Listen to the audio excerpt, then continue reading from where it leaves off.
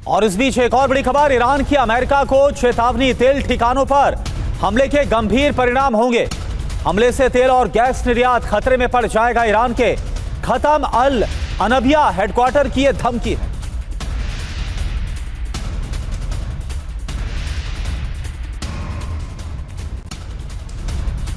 और इस बीच अमेरिकी F-35 को लेकर एक बड़ा दावा किया गया है। यूएई के आसमान में F-35 में गड़बड़ी आई।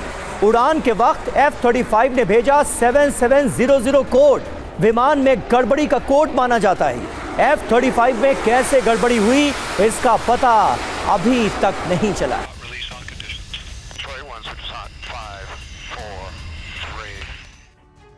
तो देखिए, ये तमाम खबरें, ये तमाम डेवलपमेंट आखिर क्या इशारा कर रहे हैं? सवाल तो यहां पर ये खड़ा होता है। एक तरफ डोनाल्ड ट्रंप ये कह रहे हैं कि डील होने वाली है, बस हस्ताक्षर बाकी है, सब कुछ तय हो गया है, लेकिन दुनिया उनके इस दावे को यकीन नहीं कर पा रही। और उसकी वजह है ये खबरें जो हमने आपके सामने रखी हैं। इसमें आपको साफ तौर पर नजर आएगा कि तनाव अभी भी किस कदर बरकरार है। क्या और भड़केगा युद्ध? खबर क्या है? ईरान के 2 हमलावर ड्रोन मार गिराए गए।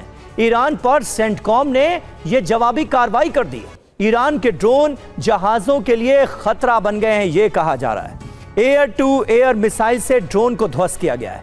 जहाजों की तरफ बढ़ रहे थे शाहे ड्रोन। हॉर्मुज स्ट्रेट में ट्रैफिक अभी भी जारी है। बंदर अब्बास और सिरिक में धमाके हुए। हॉर्मुज बैटलफील्ड डी कोड करते हैं आपके सामने। 7 दिन में ईरान के 6 ड्रोन्स ध्वस्त किए गए। ईरान ने अमेरिका का अपाचे हेलीकॉप्टर गिराया था, अटैक हेलीकॉप्टर। ईरान की रडार साइट ध्वस्त की गई है। तो कुल मिलाकर ये स्थितियां नजर आ रही हैं। वीके दत्ता साहब, जब तनाव इस कदर है, हमले रुकने का नाम नहीं ले रहे हैं, ऐसे में डील होगी तो कैसे होगी? बिल्कुल समीर, देखिए ऐसा है कि जो डील की कार्रवाई है, जो नेगोशिएशन चल रहे थे, एक पाकिस्तान के माध्यम से, दूसरा कतर के माध्यम से, और ये नेगोशिएशन किसके ऊपर चल रहे थे? मेमोरेंडम ऑफ अंडरस्टैंडिंग कि किस प्रकार इस जंग को रोका जाए और आगे चल के फिर जो लंबे दौर की बातचीत होगी उसके अंदर और मुद्दे फाइनल होने के बाद डील होगी। तो अभी जो MOU था, इसके अंदर भी अमेरिका घड़ी घड़ी अपना गोल पोस्ट चेंज कर रहा था। इसका स्टेटमेंट ईरान ने भी दिया कि ये घड़ी घड़ी अपना जो डिमांड्स है उसको चेंज करते हैं। अभी जो फाइनली जो सुनने में आ रहा है कि अमेरिका ने बोला ईरान को कि आप साहब न्यूक्लियर बम नहीं बनाएंगे और आप न्यूक्लियर बम खरीदेंगे नहीं। तो ये 2 मुद्दे के ऊपर ईरान ने हामी भरी है, ये सुनने में आया है। तो अभी जो चल के नेगोशिएशन होगा, जो ईरान के रेड लाइंस हैं, ईरान उसके ऊपर झुकने को तैयार नहीं है। हालांकि वो ये मान गया कि हम न्यूक्लियर बम नहीं बनाएंगे और हम ना इसको कहीं से खरीदेंगे। अभी जहाँ तक सवाल है कि ये जंग कौन जीता, कौन हारा, कौन किसके ऊपर हावी है। अमेरिका बोलता हमने पूरी ईरान की नेवी, उसकी एयरफोर्स, उसकी एयर डिफेंस तबाह कर दी, उसके पास अभी कोई लड़ने की क्षमता नहीं है। और जब वो उनका अपाचे हेलीकॉप्टर गिरता है, हमला करते हैं, ईरान दोबारा वापस 18 बेसिस को ठोकता है। जॉर्डन तक उनके जो हैंगर थे F-35, F-16 के, उनको स्ट्रीक बिल्कुल स्पॉट अटैक हुआ उनके ऊपर। तो कहने का मतलब यह है कि कोई झुकने को तैयार नहीं है। टिट फॉर टैट चलता है। अगर नेगोशिएशन चल रही है तो चले, नहीं चल रही है तो वो अगर आप हमला करेंगे, आप वापस हमला करेंगे जी। अभी दूसरा क्या है कि हॉर्मुज को खोलना है। वो कैसे खुलेगा? क्या आप खरग आइलैंड पे कब्जा कर लेंगे तो हॉर्मुज खुल जाएगा? नहीं खुलेगा, क्योंकि अगर आपने कब्जा कर भी लिया, जिसके लिए आपको बहुत भारी एक कीमत चुकानी पड़ेगी, तो तब भी ईरान तो किसी जहाज को नहीं निकलने देगा। अभी आप बोलते हैं कि आपने जो ड्रोन ईरान की तरफ से चलते हैं सिविल जहाज़ों को टारगेट करने के लिए हमने उनको गिरा दिया। आप तो खुद अमेरिका सिविल जहाज़ों को टारगेट कर रहे हैं। आपने हिंदुस्तान की जो क्रू थी एक, जिसके अंदर 3 नाविक मारे गए, आपने क्या किया? आप भी तो वही काम कर रहे हैं जो अगर ईरान कर रहा था। बिल्कुल सही बात। कहने का मतलब यह है कि आप एक तरफ कुछ बोलते हैं, दूसरी तरफ कुछ बोलते हैं। आपकी लोकल स्टैंडिंग दुनिया की नज़रों में बहुत कम हो चुकी है। बिल्कुल, अमेरिका भी उतना ही कसूरवार है जितना ईरान है इस पूरे इलाके के अंदर ये तबाही मचाने के लिए।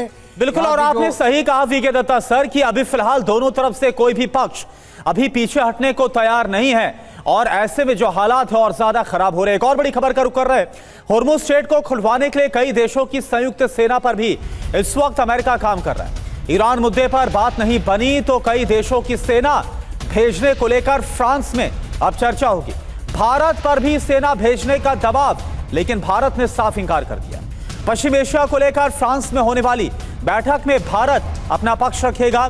G7 में ईरान मुद्दे पर भी प्रधानमंत्री मोदी रखेंगे भारत का पक्ष। और मनीष इस वक्त हमारे साथ जुड़े। मनीष, ये खबर क्या है? क्योंकि अभी तक तो हम देख रहे हैं कि जो अमेरिका है वो अकेले ही बोल रहा था कि मैं सब कुछ कर लूंगा, वहां पर जो डिप्लॉयमेंट थी, और अब ये खबर आ रही है कि अमेरिका कई देशों की सेना वहां पर भेजने की तैयारी कर रहा है।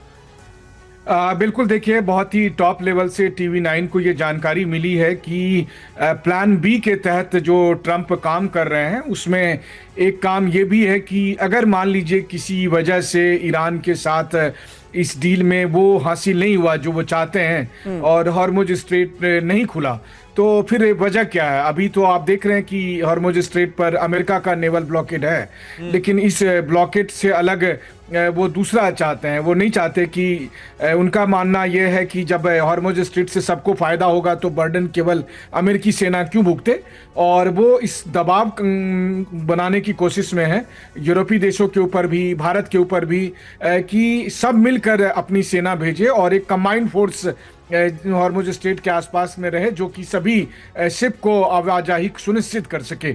लेकिन खैर, इस मामले में जो मुझे जानकारी मिली है उसके मुताबिक भारत सरकार ने जो भी इंटरेक्शन हुआ है उसमें साफ तौर पर कह दिया कि भारत ऐसा कोई शांति मिशन में या शांति सेना नहीं भेजेगा हॉर्मुज स्ट्रेट में लेके, क्योंकि भारत इस कॉन्फ्लिक्ट को दूसरे तरह से देखता है।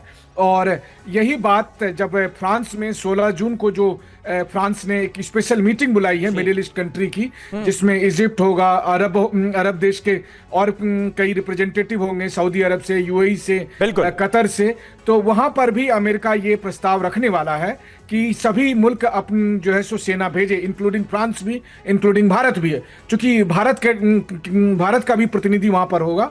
हो सकता है प्रधानमंत्री अगर ना हो तो बहुत सीनियर लेवल पे विदेश मंत्री या कोई और हो, तो लेकिन भारत ने तो खैर अपना मन बना भी लिया है कि हम किसी भी तरह से शांति सेना, इस सो कॉल्ड शांति सेना में नहीं जाएंगे, लेकिन बिल्कुल। और जो ताजा रुख भारत का इस पूरे मसले को लेकर है वो 16 जून की बैठक में दुनिया के सामने रखा भी जाएगा, उसका भी इंतजार रहेगा। लेकिन देखिए हो क्या रहा है। ईरान से जंग के बीच ट्रंप बड़ा दावा कर रहे हैं।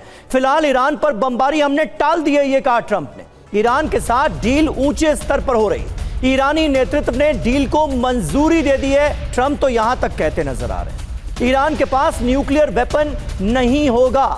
डोनाल्ड ट्रंप की तरफ से किन बातों का जिक्र किया गया है वो अब हम आपको सुनाते हैं, क्योंकि डोनाल्ड ट्रंप ने जो कहा है आज दुनिया भर के शेयर बाजारों पर भी उसका असर देखने को मिल रहा है। भारतीय शेयर बाजार में भी हरियाली नजर आ रही है। तो यहां डोनाल्ड ट्रंप ईरानी नेतृत्व की तारीफ करते हुए नजर आ रहे हैं, उन्हें समझदार बता रहे हैं। लेकिन समझदारी डोनाल्ड ट्रंप कब दिखाएंगे? कब यह लगेगा कि डोनाल्ड ट्रंप जो कहते हैं वो होता भी है, वो करते भी हैं? इसकी स्थिति अभी दूर दूर तक नजर नहीं आ रही है। कंफ्यूज्ड हैं ट्रंप पूरी तरह से, कभी हां कभी ना। 5 घंटे में पलटने वाला राष्ट्रपति। अब देखिए किस तरह से डोनाल्ड ट्रंप बार बार पल पल बदल रहे हैं। 5 घंटे में कैसे पलटे? पहले कहा ईरान पर हमला करेंगे, फिर कहा हमले रोक दिए गए हैं, हम हमले नहीं करने जा रहे। पहले कहा कि ये जो खर्ग तेल क्षेत्र है इस पर हम कब्जा कर लेंगे, इस आइलैंड पर कब्जा जमा लेगा अमेरिका। फिर कहा कि युद्ध खत्म हो गया है, हमारी कब्जे की कोई मंशा नहीं है। पहले कहा कि ईरान को कीमत चुकानी होगी, अब कह रहे हैं कि जल्द होगा महान समझौता। इसकी वो उम्मीद जताते हुए नजर आ रहे हैं। कहते हैं बहुत हद तक सारी चीजें फाइनलाइज हो गई। पहले कहा ईरान की सैन्य ताकत कमजोर हुई है, फिर कहा हॉर्मुज स्ट्रेट जल्द खुलेगा, क्योंकि हॉर्मुज स्ट्रेट में तो अभी भी ईरान का फुल ऑन कंट्रोल नजर आ रहा है। बड़ी बात यह है कि ट्रंप के पास ना नियम ना नीति।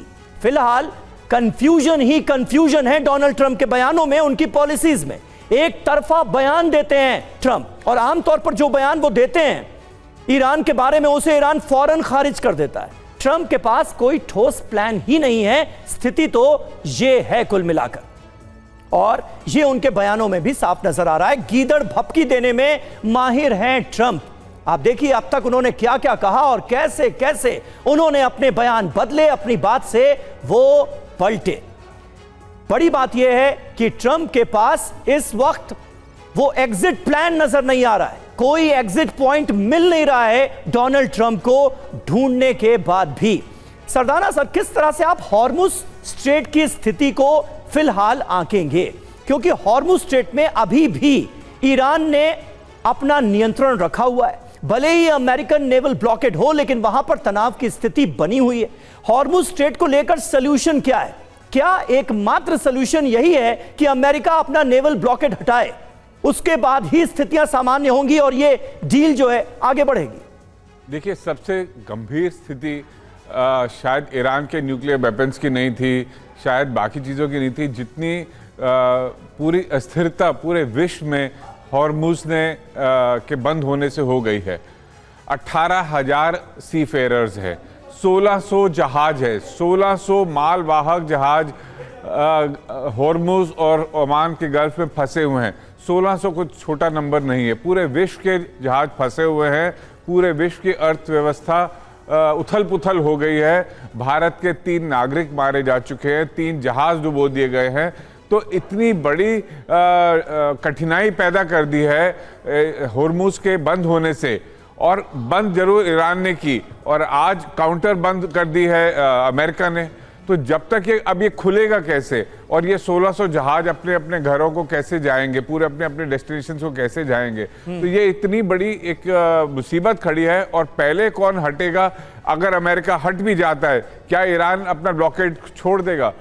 और अगर नहीं छोड़ता है तो इसका एक सलूशन कैसे निकलेगा, ये सबसे बड़ी बात है। और जंग जो ना थी, वो सबसे बड़ी जंग एक आर्थिक जंग बन गई है विश्व के सारे देशों के लिए, जो अमेरिका ने और ईरान ने पूरे विश्व पे थोप दिए इस समय।